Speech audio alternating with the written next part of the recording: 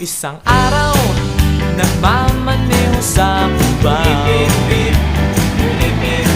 aking nakita, babaeng saksakan ng ganda.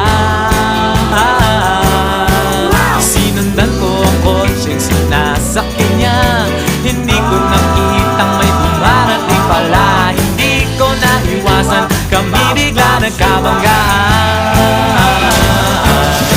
Nung magkamalay, ay nasa ospital na ako. Nasikaso ng doktor na pili ng nanay ko.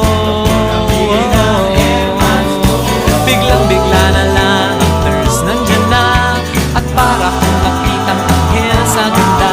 Kahit nagdidiliyo, itong nasabi ko sa kanya.